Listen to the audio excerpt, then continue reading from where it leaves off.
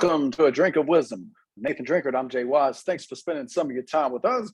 We're on Anchor, Spotify, Apple Podcasts, and everywhere in between. And if you can also find us in the A Drink of Wisdom YouTube channel. Drink a little bit early to start the show tonight. That's good. That's good, man. Yeah, that just means we have our act together better on Friday than we do on Tuesday. But nevertheless, there's neither here nor there. We're glad we could get up in the lab early. I know we're trying to get in and do our thing and let the people know what it is on these streets. So just like any other episode, another day, another dollar, giving the streets what they need. We see what they don't, absolutely say what they want. And set your dinner plates. It's a little early, but you can go ahead and just sit the plate there. The food will be ready sooner or later. It's time to eat. And last but not least, let's talk some sports, baby. Jay, what we got today? We got episode 50. We've got Bucks Nets, Bruce Arians, and you know how they say there's no crying in baseball? Well, we've got somebody with all the money looking like he needs some tissues. We'll explain later. But we start with the Final Four tomorrow night, which will be held down in New Orleans. And we got the probably the most, almost as blue blood as you can get with the Kansas Jayhawks taking on Villanova Wildcats in the first game. That's 6-0-9. And then the first ever meeting in the NCAA tournament between Duke and North Carolina in Coach K's final NCAA tournament. So over to you, Drink. What are your thoughts on the matchups and what do you expect out of each game?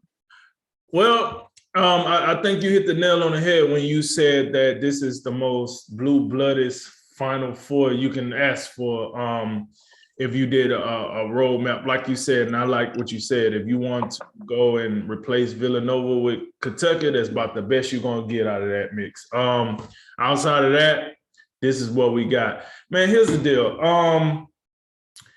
The thing about the Blue Bloods thing, and I like that, but I think what I like that's more current to what we're seeing right now with these four teams is probably the coaching, the recruiting. These are teams that even Jay Wright with Villanova, you would think just where Villanova is located, even though it's located in Philadelphia, it's still, it's getting this way to be a blue blood, like you said. If you depending on where you stop the goal line, it's definitely a blue blood. But when you're talking about the tiers of coaches, I think Coach Krzyzewski, probably the top dog in this group. I would say Bill Self coming in too. Probably, Jay Wright. I think Bill Self and Jay Wright is probably right there. And then I think his name is Mark Hubert, if I'm not mistaken, the coach for North Carolina, probably be the fourth coach out of the four. But you're talking about Hubert Davis. There we go. Yeah, Hubert Davis. So he's the fourth coach out of the four. So I like looking at that. And then when you're looking at the players themselves, I'm not gonna lie, I'm not gonna jack up these names. Some of these guys, they're good players, but Lord, I don't know where these names come from. I know the kid from Duke, I can't even say B.O. He's supposed to be like the first or second pick of the draft. I can't even say You're talking about Puelo Banchero, I believe. There we go. Yeah, sounds good. What language was that? Was that English? What was that? That just rolled off the tongue, folks. But players like him, how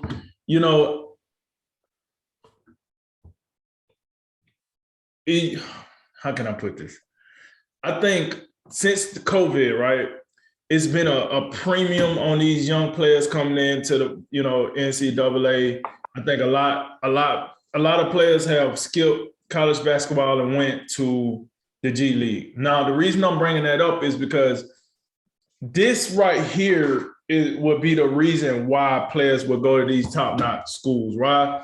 We know the NCAA tournament is polarizing. It gives, to your point, or the point you always make about Ja Morant, it gives these players exposure like no other. As far as this is probably the best exposure you're going to get until you get to the NBA. G League is cool, but people can't tell you what channel the G League is on. So let's just go ahead and that's cool. You get a little paycheck, but when you're talking about exposure, this is the best you're going to get. This is the cream of the crop. And I say that because we need a Final Four like that if for the college basketball people, if you want top-notch high school kids to come back and start playing college basketball instead of skipping college and going to the G League because they want to start their professional careers earlier.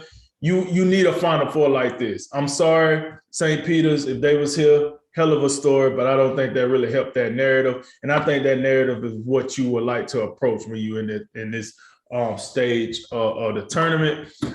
So I like that. Now, Jay, I'm going ahead and cut to the nitty gritty because I ain't got time to be fluffing this up. I think North Carolina has by far shown that they're the most, let's say, consistent team. I mean, I guess your definition of best is up to the individual person, to each their own. But I think North Carolina has been by far the most consistent. Every game this tournament, they came out the gate smoking. The final result might not show that. We've seen that with UCLA. We've seen that with Baylor for obvious reasons. But when you watch North Carolina in the first half of most of their tournament games, they look enough. It's like levels, and they look in levels above their competition. Even with the St. Peter's Peacocks, right? I think we talked about like how when that team wasn't just a team that was winning with last minute, jumpers or ball bounced around the rim. They won one. They was actually beating teams. They was actually the better team. They got against North Carolina. North Carolina said, "Oh look, it's levels to this," and North Carolina proceeded to do what it is that they do, beat them Tar Heels. So long story short, man, as much as I like all four of these teams, I'm not gonna lie to you. I'm not gonna waste the space to like advertise. I just think North Carolina I think this is North Carolina's chance to, their championship to lose. I like Kansas. I like Villanova. I do think Villanova will beat Kansas.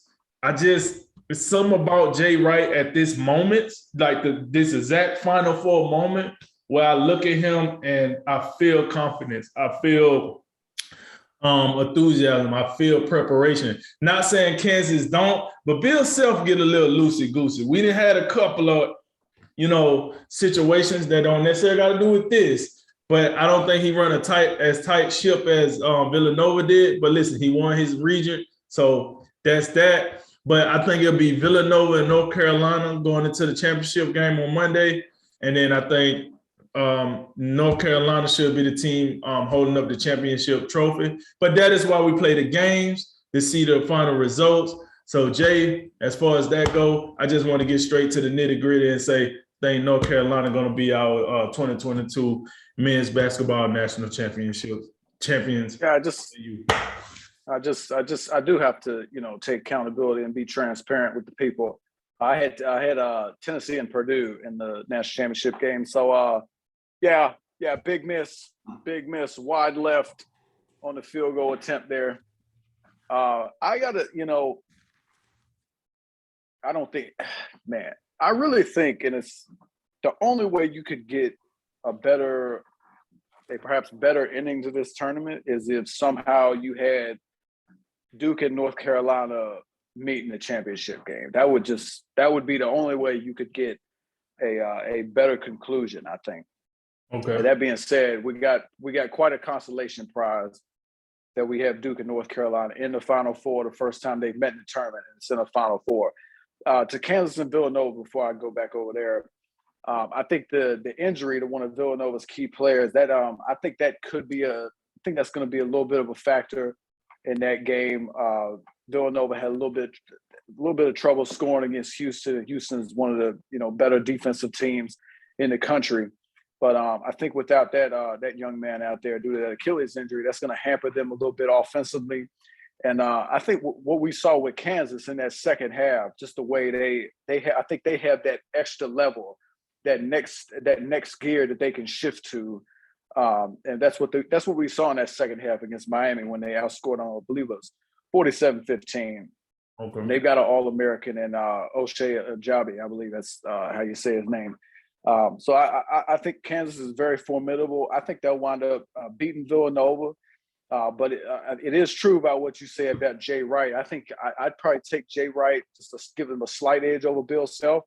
But at the same time, I do want to give Bill Self some credit because I was most certainly highly critical of him after the old Silvio came out there, looked like he was going WWE somebody with that chair. Yeah. And I was basically on the airwaves talking about what kind of program is Bill Self running? Like, what is this? And you also had, the NCAA tournament, or the NCAA violations and just all that stuff going on. And haven't heard too much lately about Kansas and those headlines. The Kansas stuff was Les Miles, but that's back to LSU. But anyway, I think Bill Self deserves credit for tightening up this ship. And he's a champion level coach, and he's back in prime position. I definitely think Kansas can win it all. Right. I do think they'll get to the championship game, but to Duke and Carolina, man, I don't know if this was how they planned it or if they had an option to flex the Carolina game to the later game. But I think this is absolutely the right move. I think Duke and North Carolina in the prime time, the second game, is the way to go because Kansas Villanova is the appetizer. I'm sorry. The main course is Duke Carolina. There can be no question. And in terms of, I always like to talk about rivalry games in sport. Pittsburgh and Baltimore in the NFL. Alabama, Georgia in college football. Ohio State, Michigan. And then you have Yankees, Red Sox. But I really think there is a rare time when Duke, North Carolina in men's college basketball does not deliver. I really think this is the best rivalry in sports, period. And to have this in an NCAA tournament, I could not be looking forward more to an NCAA national semifinal, and I think it's gonna be great. And Coach K's final season, the way the regular season ended when North Carolina beat Duke on their home floor. How does Duke respond to that? And I do want to give those young guys at Duke some credit. I didn't think they were all that impressive when I saw that in the regular season. As far as they were running away with the ACC in the regular season, but the ACC we talked about, they were kind of not as dominant as they've been recently. They only got 5 teams in the tournament. Only Duke was the only team above the 8 line. But you look at how they've played, and we both had them out in the first weekend, I believe. Absolutely. And I think there's you talk about Coach K in his final season. I think that adds a little bit of pressure to the players because you don't want to be the team that flops around and gets knocked out of the tournament early in your coach's final year. Right. And I think they've responded well, especially coming off some adversity. We talk about the last game against Carolina in the regular season, losing to Virginia Tech in the ACC title game. I think they responded well, but this is going to be an ultimate challenge. Now, it's going to be interesting to see how the game starts. Who is able to kind of, who kind of comes out with the higher level of intensity. I think both teams got to be psyched for this game. So if the intensity's high on both sides, who's able to harness their intensity better and in a more effective way. And because sometimes having that high degree of intensity could lead to mistakes. You get too hyped, and that can be troublesome. So is Hubert Davis able to keep his guys calm and Coach K the same way? And then actually to the actual action on the floor. We've been talking about Carolina lately. Anybody on any given night in that lineup, in the starting lineup, probably besides Leaky Black, can go for 30. Brady Manick, the stretch 4, what he's able to do from behind the arc. Baycott, the big fella on the block and just dominating the glass. And then Caleb Love, really good scorer from the outside. And then RJ Davis sets everything up. And his scoring in the tournament has impressed me. And then for Duke, the other way, Banchero, he's probably the most skilled player in this game. He can do a little bit of everything. I think probably the biggest matchup I'd be looking to is, can Mark Williams really bother and hamper Armando Bacot? I think he's got a little bit of a size advantage, but Bacot's highly skilled, great footwork, typical dominant post player that North Carolina's had in recent times. And then, what do you get from the perimeter guys of Duke? It typically is a different guy every game. Wendell Moore, I think he's quite a bit underrated. He makes a lot of key plays for him. But Jeremy Roach, what do you get from him? He's made a lot of clutch plays for him. And then more of the young guys, AJ Griffin, Trevor Keels. One thing about this game, both coaches don't play a lot. They don't ask a lot of their bench. So, it's going to be incumbent upon guys to defend without fouling and use their fouls smartly. I think in the end, and I know this is, and I was talking to a couple of fellows today. They happened to ask me in passing, and I don't think they are aware of this program that we have here. But they probably wouldn't have looked at me sideways when I told them I thought North Carolina was going to win this game, because they are, how there's certain people out here that are casuals. And they're like, oh yeah, man, Coach K's last game, though, I can't go against them. Well, I'm sorry to say, Coach K is not playing. He's gonna be coaching as usual. So I'm gonna go with Bacot. I'm gonna go with Manic, Caleb Love, and company. I think North Carolina wins the game. I think they're playing the best basketball of any team in this tournament. That's why they're here. And I think they get it done. And I think they beat Kansas, even though I think beating Kansas is going to be a taller order. I think Kansas probably has the most talent, I'd say. But there's something about this North Carolina team, since they had a tough start in the regular season. But look, Hubert Davis has turned this thing around. And not only that, we talk about the pressure that these Duke players feel that might be feeling in this tournament. It's not easy following a legend. That's what Roy Williams is, and especially, starting slow like Hubert Davis did. He got it turned around, and he's done a heck of a job and deserves all the credit in the world. And also playing from an 8 seed, you don't see many eight seeds make it this far. Right. You just don't. But North Carolina they're playing the best ball of anybody in the tournament, and I think they'll be your national champion on Monday night.